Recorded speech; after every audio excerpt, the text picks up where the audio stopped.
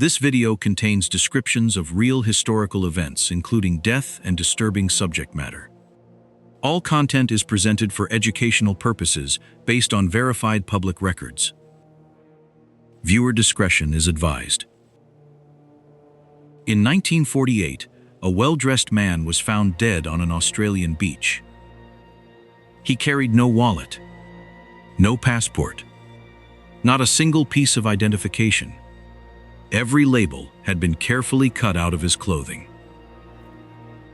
Sewn into a hidden pocket in his trousers was a scrap of paper torn from a book, printed with 2 words in an ancient language. They meant ended. Who was the man with no name, and who went to such lengths to make certain we would never find out? On the morning of the 1st of December 1948, the body of a man was found on Somerton Beach, just south of the city of Adelaide in South Australia. He was lying against a seawall, his head propped on the slope of the sand, his legs crossed at the ankle. He looked, to the people who passed him the evening before, like a man who had simply fallen asleep watching the sea. He was somewhere between 40 and 50 years old. Fit, strong, in excellent physical condition. He was immaculately dressed in a suit and polished shoes, despite the Australian summer heat. A half-smoked cigarette rested on his collar, as though it had fallen from his lips. There was no sign of violence, no obvious wound, nothing to suggest how he had died. When police searched his body, they found the ordinary contents of a man's pockets, and nothing else. A train ticket, a bus ticket, a packet of chewing gum, some matches, a comb, a packet of cigarettes. What they did not find was anything that could tell them who he was. No wallet, no money to speak of, no documents. And when they examined his clothing closely, they realized the absence was not an accident. Every brand label, every maker's tag, every laundry mark that might trace the clothes back to a shop or a person had been deliberately removed. This was not a man who had lost his identity. This was a man whose identity had been erased on purpose by someone who knew exactly what they were doing.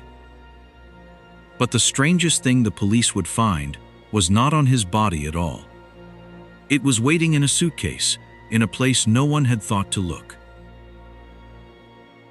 The autopsy deepened the mystery, rather than resolving it. The pathologist found that the man's spleen was enormously enlarged, roughly 3 times its normal size. His internal organs were congested with blood. His stomach showed signs consistent with poisoning. Everything pointed toward a powerful toxin, most likely one of a small family of poisons that break down rapidly in the body and leave almost no trace. But the tests came back negative. No poison was ever identified.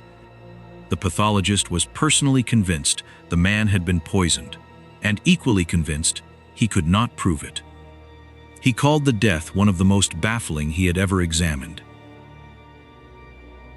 About 6 weeks later, staff at the Adelaide railway station checked an unclaimed suitcase that had been left in the cloakroom on the 30th of November, the day before the body was found. Police connected it to the dead man. Inside, they found the same pattern repeated. The labels had been removed from almost every item of clothing. A name tag that might have identified the owner had been torn away. But whoever cleaned that suitcase had missed something. On 3 items of clothing, a name had survived. Stenciled or written in marker, the same word appeared. The name was T. Keen.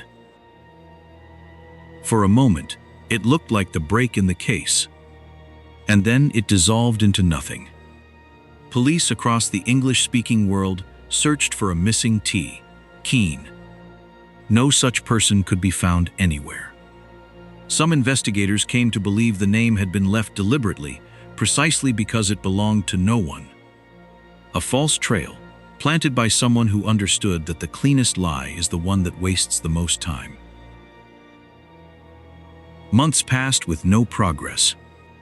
And then a public inquest sent the investigators back to the body one final time.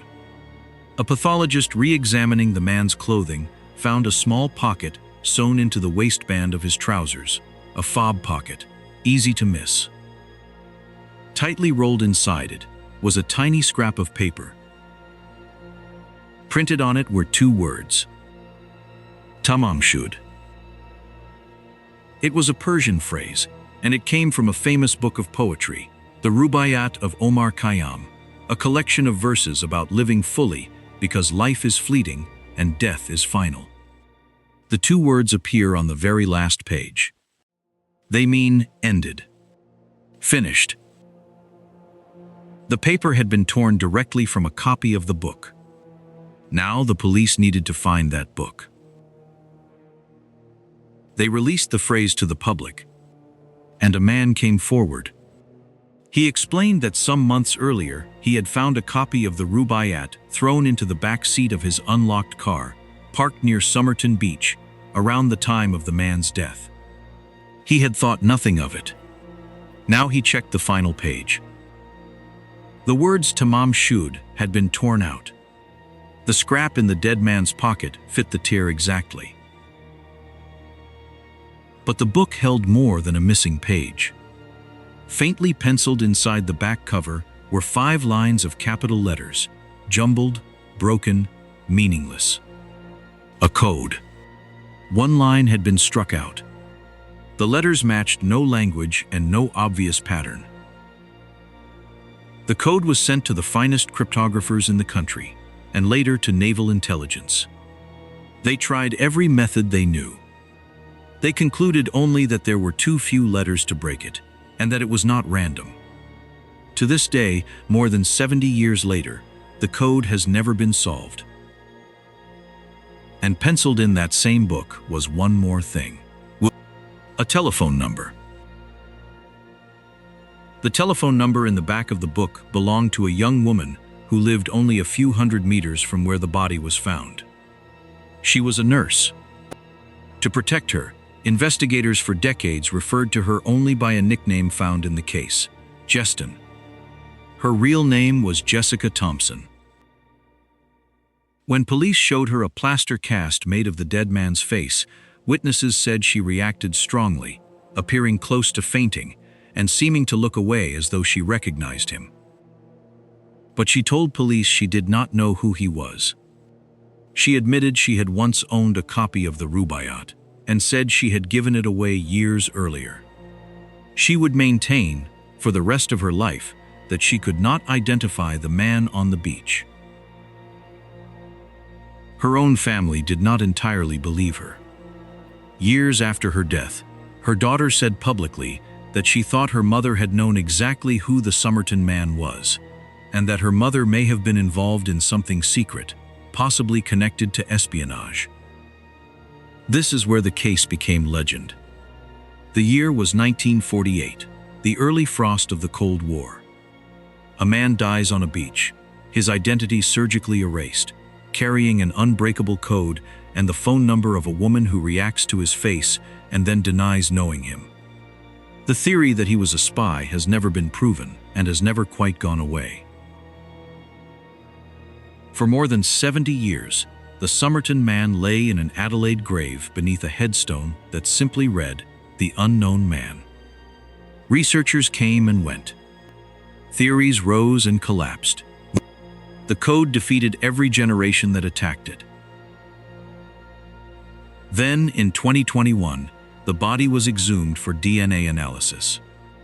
An Adelaide professor named Derek Abbott, who had studied the case for years, worked with an American forensic genealogist to build a family tree from the recovered genetic material. In 2022, they announced a name. They believed the Somerton Man was Carl Webb, an electrical engineer and instrument maker from Melbourne, born in 1905, a man who had vanished from records years before and whom no one had ever reported missing. The official authorities have not yet formally confirmed the identification. But for the first time, the unknown man may have a name. And yet, Even a name does not close this case. Because the name explains nothing. It does not tell us why his labels were cut away. It does not break the code. And it does not tell us how or why he died on that beach. Then, in 2021, the body was exhumed for DNA analysis. An Adelaide professor named Derek Abbott, who had studied the case for years, worked with an American forensic genealogist to build a family tree from the recovered genetic material. In 2022, they announced a name. They believed the Somerton Man was Carl Webb, an electrical engineer and instrument maker from Melbourne, born in 1905, a man who had vanished from records years before and whom no one had ever reported missing. The official authorities have not yet formally confirmed the identification. But for the first time, the unknown man may have a name. And yet, even a name does not close this case. Because the name explains nothing. It does not tell us why his labels were cut away. It does not break the code. And it does not tell us how or why he died on that beach. A man lay down on a beach in the summer of 1948 and died. He had made certain no one could trace his clothes. He carried a phrase meaning ended, torn from a book about the shortness of life. Somewhere in 5 lines of penciled letters, he may have left the answer to all of it. We have had those letters for over 70 years. We still cannot read them. If you want to go deeper, the story of the Istal woman is waiting for you.